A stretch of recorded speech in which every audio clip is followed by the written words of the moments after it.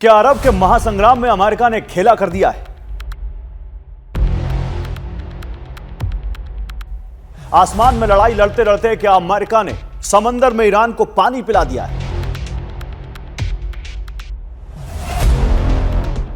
Straight of Hormuz को लेकर Iran संपूर्ण नियंत्रण करता रह गया और क्या ईरान की नाक के नीचे अमेरिका ने उसकी नाक ही काट ली।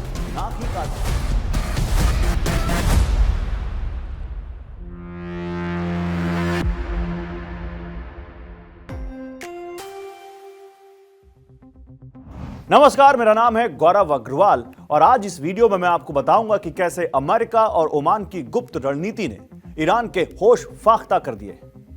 ऐसा इसलिए क्योंकि डोनाल्ड ट्रंप ने ईरान को चकमा देते हुए एक सीक्रेट शिपिंग कॉरिडोर तैयार कर लिया है। इतना ही नहीं, ईरान के साथ जारी जंग के बीच अमेरिका ने हॉर्मुज स्ट्रेट में सीक्रेट ऑयल शिपिंग शुरू कर दी है, जिससे हर रात तेल टैंकरों को सुरक्षित निकाला जा रहा है। मीडिया रिपोर्ट्स के मुताबिक अमेरिकी सेना ने ओमान के तट के पास स्ट्रेट के दक्षिणी हिस्से के पास एक विशेष समुद्री रास्ता तैयार कर लिया है, जहां से हर रात 15 से 20 तेल टैंकरों का काफिला सुरक्षित निकाला जा रहा है और रोजाना 1 करोड़ बैरल तेल का निर्यात हो रहा है। अमेरिकी लड़ाकू विमान इन जहाजों को ईरानी ड्रोन और मिसाइलों से सुरक्षा दे रहे हैं और ईरानी सेना इस सीक्रेट रूट की सटीक लोकेशन को ट्रैक करने में नाकाम है, क्योंकि हाल ही के हमलों में ईरान के रडार और कोस्टल सरप्राइज सिस्टम को भारी नुकसान पहुंचा है। हालांकि सीक्रेट शिपिंग कॉरिडोर से निर्यात हो रहा है। जंग से पहले सप्लाई होने वाली तेल की जो मात्रा है वो आधी है, लेकिन तेल की आवाजाही हो रही है और इसीलिए ट्रंप कह रहे हैं कि हॉर्मुज खुला हुआ है। डोनाल्ड ट्रंप का कहना है कि ईरान की नौसैनिक नाकेबंदी 100% सफल रही है और स्ट्रेट ऑफ हॉर्मुज भी खुला है। साथ ही अमेरिका ईरान पर और प्रतिबंध लगाने की तैयारी कर रहा है। इसके साथ ही डोनाल्ड ट्रंप ने साफ कर दिया है कि ईरान के साथ किसी भी तरह की बातचीत नहीं होगी। और इन सब के बीच एक बात गौर करने वाली है, हॉर्मुज को लेकर कई दावे किए जा रहे हैं, जिसने सीक्रेट शिपिंग रूट पर आशंका के साथ कई उलझनें पैदा कर दी। क्योंकि एक तरफ ट्रंप कह रहे हैं कि हॉर्मुज खुला है और दूसरी तरफ इजराइल में अमेरिकी राजदूत माइक हकाबी का बयान है कि ईरान ने अगर हॉर्मुज स्ट्रेट फिर खोलने से इनकार किया तो राष्ट्रपति डोनाल्ड ट्रंप ईरान के खिलाफ सैन्य कार्रवाई कर सकते हैं। अब यह कंफ्यूजन है या कंफ्यूजन क्रिएट की जा रही है, यह बड़ा सवाल है।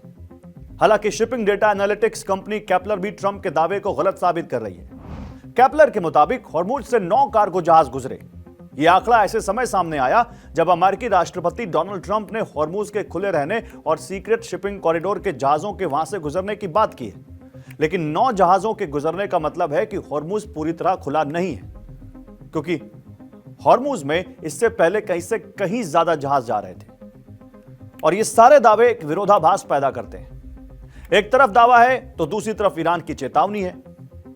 मुस्तफा खamenei ने अमेरिका को चेतावनी दे दी है, अगर अमेरिका ने ईरान पर हमले तेज किए तो युद्ध पश्चिम एशिया तक सीमित नहीं रहेगा। इस चेतावनी के बाद सवाल उठता है कि क्या ईरान के सर्वोच्च नेता मुस्तफा खamenei के अमेरिका के खिलाफ कोई नई रणनीति तैयार कर ली है?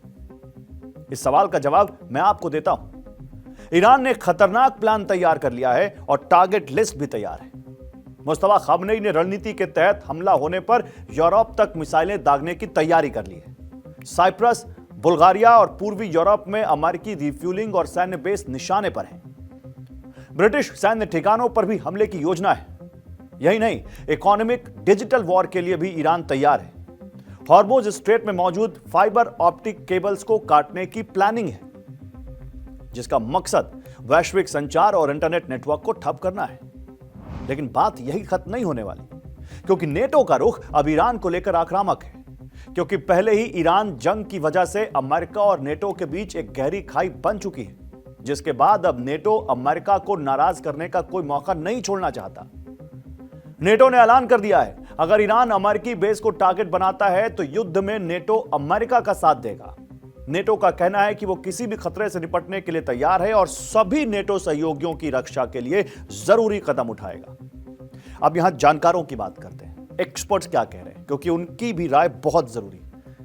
जानकारों की माने तो नेटो क्षेत्र तक युद्ध का विस्तार करना एक रणनीतिक रेड लाइन पार करने जैसा होगा, क्योंकि ईरान का यह कदम एक क्षेत्रीय संघर्ष को, एक रीजनल वॉर को ट्रांस अटलांटिक सुरक्षा संकट में बदल सकता है।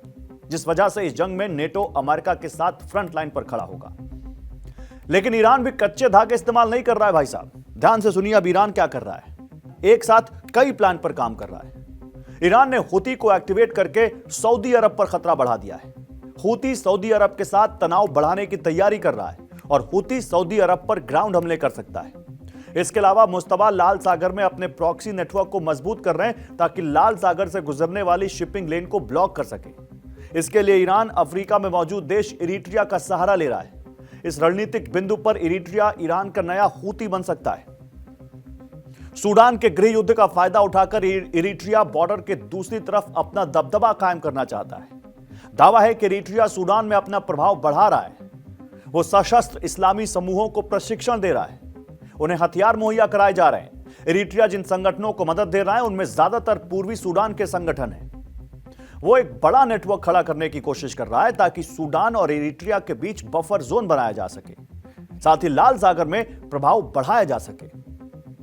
दरअसल लाल सागर से सटा यमन का एक बड़ा हिस्सा हूती के नियंत्रण में है। हूती के कंट्रोल वाली करीब 300 किलोमीटर की तटरेखा लाल सागर से सटी है। हूती अकेले लाल सागर में नुकसान तो पहुंचा सकता है, लेकिन इसे पूरी तरह से ब्लॉक नहीं कर सकता। ऐसे में सूडान में मौजूद इरिट्रिया के प्रभाव वाले गुटों के जरिए सूडान से लगते समंदर के हिस्से को कंट्रोल करने की कोशिश होगी। सूडान की करीब 750 किलोमीटर की तटरेखा लाल सागर से लगती है। इसके अलावा इरिट्रिया की तटरेखा करीब 1150 किलोमीटर लंबी है, जहां से इरिट्रिया सीधे तौर पर लाल सागर पर नजर रख सकता है।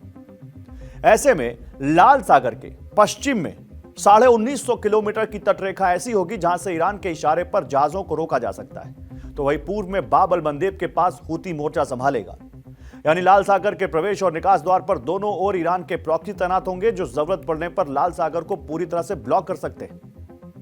माना जा रहा है कि इरिट्रिया के इस पूरे प्लान के पीछे ईरान के supreme leader Mustafa Khamenei mastermind है, ताकि वो लाल सागर को हॉर्मूज की तरह ही बंद कर सके। यह ईरान की दबाव की रणनीति है। ईरान चाहता है कि मित्र देशों के दबाव में आकर अमेरिका झुके और ईरान की शर्तें मान ले।